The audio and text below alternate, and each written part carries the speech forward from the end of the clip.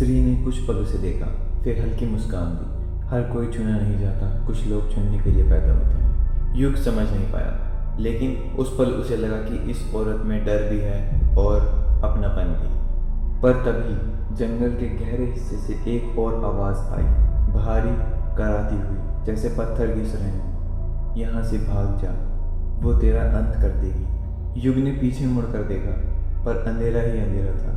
वो नहीं जानता था कि किस पर भरोसा करे, सफ़ेद पोशाक वाली औरत पर या उस अदृश्य चेतावनी पर। स्त्री ने धीरे से अपना हाथ उसकी ओर बढ़ाया।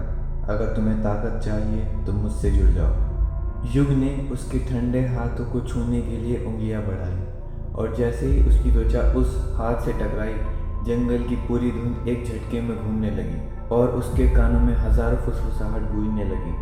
उसकी आंखों के सामने एक चमकदार सुनहरी रोशनी फटी और फिर सब काला हो गया। जब युग की आंखें खुली तो सबसे पहले उसे महसूस हुआ कि वो ज़मीन पर लेटा है। उसके गाल पर ठंडी गीली मिट्टी छिपी हुई है।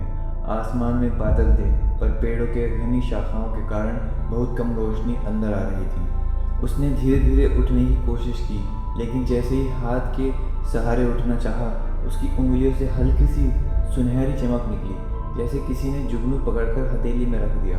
युग चौंक गया। उसने अपनी हथेली को पलटा, फिर सीधा किया, रोशनी गायब हो गई। पर दिल की धड़कन तेज हो गई थी। ये क्या है? तभी पास के पेड़ों के बीच हल्की सरसराहट हुई। युग ने सिर घुमाया। वहाँ वही सफ़ेद पोशाक वाली स्त्री खड़ी थी जो कुएं के पास मिली थी। उसकी सुनहरी आंखें अब और चमक रही थी। तुम बदल चुके हो युग। अब तुम्हारे भीतर मेरी आत्मा का अंश है। ये ताकत अभी बहुत छोटी है, लेकिन सही दिशा में चलोगे तो यह तुम्हें उस मुकाम तक ले जाएगी जहाँ कोई भी तुम्हें कमज़ोर नहीं कह सकेगा। युग अभी भी हैरान था। तुम कौन हो? स्त्री ने धीरे से मुस्कुराकर कहा, मेरा नाम आर्य है। मैं एक समय की रक्षक थी, लेकिन एक दुष्ट आत्माओं के राजा ने मुझे मारकर इस जंगल में बांध दिया। मैं तब तक मुक्त नहीं हो सकती थी जब तक कोई सही व्यक्ति मुझे स्वीकार न करे। युग के मन में कई सवाल थे। दुष्ट आत्माओं का राजा, उसने इसे क्यों मारा, और मैं ही क्यों? लेकिन उससे पहले युग कुछ पूछता, आर्य ने अपना हाथ उसके माथे पर रखा। अचानक युग की आंखों के सामने चित्र बदलने लगे। एक प्राचीन किला जिसके ऊपर काले बादल घूम रहे थे। उसके बीच में एक विशाल आकृति, लंबा काला चोगा, लाल आंखें और चारों तरफ बुरी आत्माओं की भीड़। उसका नाम आर्य की आवाज़ में गूंजा, काल विनाश। फिर एक और दृश्य, आर्य जैसी और आत्माएं उस राक्षस से लड़ रही थी। लाल बिजली की एक लहर ने आर्य को चीर दिया और उसकी आत्मा इस जंगल में फंस गई। युग हाँफते हुए पीछे हट गया।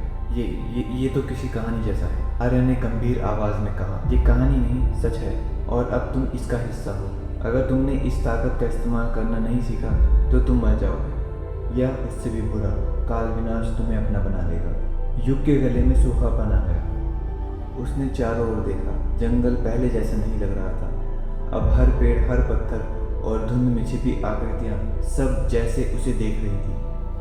तभी जंगल के कोने से भारी सी गुर्राहट सुनाई दी। धुंध धीरे धीरे हटने लगी और अंधेरे से एक ऊंची हड्डियों जैसा पतला पर लंबा जीव बाहर आया। उसका चेहरा इंसानी था, पर आंखें पूरी तरह काली और मुंह से टपकता काला लाल। उसके हाथ में लंबी हड्डी जैसा भाला नुमा चीज थी। आर्य की आवाज़ तेज हो गई। ये काल विनाश के साए में रहने वाला प्रहारी है। इसे तुम्हें ख़त्म करने के लिए भेजा गया है। युग के पैर खुद ब खुद पीछे हटने लगे। मैं लड़ नहीं सकता। मैंने कभी। तुम लड़ सकते हो युग। उस चमक को याद करो, अपने अंदर की आग को बुलाओ। प्रहारी ने चीखते हुए भाले को युग की ओर फेंका। युग ने स्वाभाविक रूप से हाथ आगे किया और उसी पल उसकी हथेली से सुनहरी रोशनी की तेज लहर निकली। भाला हवा में ही पिघलकर राख बन गया और प्रहारी एक पल के लिए पीछे हट गया। युग हाँफ रहा था। ये मैं था, आर्य ने कहा। हाँ, लेकिन ये बस शुरुआत है। ताकत जितनी बढ़ेगी, दुश्मन उतने ही खतरनाक होते जाएंगे। प्रहारी ने फिर हमला किया। इस बार उसने अपनी लंबी काली जीभ बाहर निकालकर युग को लपेटने की कोशिश की। युग ने डर से आंखें बंद कर ली, लेकिन तभी उसे अपने भीतर एक गर्माहट महसूस हुई, जैसे उसकी नसों में आग दौड़ रही हो। उसने आंखें खोली और उसकी हथेली से नीली रोशनी इस बार और तेजी से बाहर आई। रोशनी ने प्रहार को सीधे ही छू लिया। वो चीखता हुआ पीछे हटा और काले धुएं में बदलकर गायब हो गया। जंगल फिर शांत हो गया, लेकिन युग जानता था ये बस एक चेतावनी थी। उस पर अब किसी की नज़र थी। आर्य ने कहा, हमें अपने शरीर और आत्मा दोनों को मजबूत करना होगा। कई छोटी छोटी परीक्षाएं पूरी करनी होगी और तब जाकर हम काल विनाश तक पहुंच पाएंगे। युग ने पहली बार उसकी आंखों में बिना झिझके देखा। मैं तैयार हूँ, चाहे जो हो, मैं अब पीछे नहीं हटूंगा। आर्य ने हल्की मुस्कान दी। तो चलो, तुम्हारा असली सफ़र अब शुरू होता है। जंगल के ऊपर बादलों ने फिर से चांद को ढक लिया। दूर कहीं किले के अंदर काल विनाश ने अपनी लाल आंखें खोली और मुस्कुराया। तो खिलाड़ी ने चाल चल दी है। क्या होगा आगे? क्या युग अपनी परीक्षाओं में पास हो पाएगा या काल विनाश उसे अपना बना देगा? जानने के लिए सुनते रहिए ये कहानी युग एक रक्षक, ओनली ऑन माई चैनल।